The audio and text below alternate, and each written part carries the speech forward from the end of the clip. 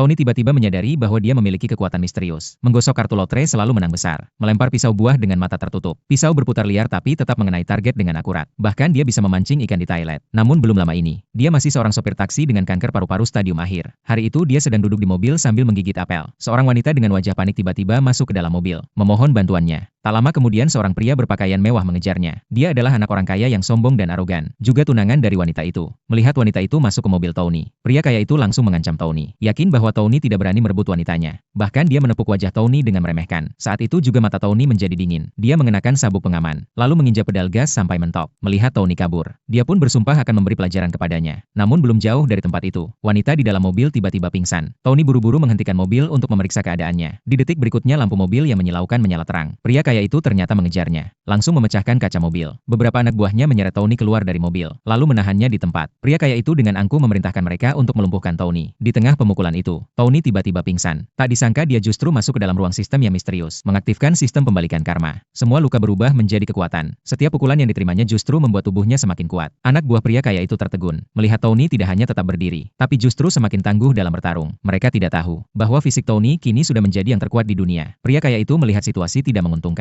Dia sendiri mengambil sebatang besi ulir, bermaksud menghabisi Tony sepenuhnya. Namun di detik berikutnya, Tony meraih besi itu dengan tangan kosong, lalu dengan mudah menekuknya. Pria kaya itu langsung pucat ketakutan, melihat besi yang melengkung jatuh ke tanah dengan berat. Dia dan anak buahnya pun kabur terbirit-birit. Setelah itu, Tony membawa wanita yang dianiaya tadi pulang ke rumahnya. Namun siapa sangka wanita itu ternyata telah diberi obat oleh seseorang. Akhirnya mereka pun menghabiskan malam bersama. Ketika wanita itu terbangun, dia menyadari dirinya berada di kamar pria asing. Langsung marah dan memaki-maki Tony. Namun semakin dia memaki, semakin tinggi tingkat ketertarikannya pada Tony. Sistem pembalikan karma mulai bekerja. Semakin dia mencaci Tony, semakin dalam perasaannya tumbuh. Saat dia hampir menyerah pada perasaannya, adiknya tiba-tiba menemukan lokasi ini melalui pelacak di ponsel. Melihat kakaknya bersama seorang sopir taksi, nada bicaranya penuh dengan ejekan. Namun begitu dia selesai bicara, sikapnya tiba-tiba berubah secara halus. Sistem pembalikan karma kembali bekerja. Kebenciannya langsung berubah menjadi rasa suka. Meski begitu dia tidak lupa dengan misinya. Dengan dingin dia berkata pada kakaknya, jika dia tidak bisa menemukan tunangan yang disetujui oleh nenek mereka, hak waris keluarga akan jatuh ke tangannya. Kakaknya pun menyadari betapa seriusnya situasi ini. Akhirnya dia memberitahu Tony tentang keadaan keluarganya, lalu menyerahkan sebuah kartu bank padanya, memintanya membeli pakaian yang layak. Tony menerima kartu itu dan sistem kembali aktif. Setiap uang yang dia keluarkan dikembalikan 10 kali lipat. Hal ini membuatnya sangat gembira. Dengan pakaian yang lusuh, dia langsung melangkah ke dalam pusat perbelanjaan mewah.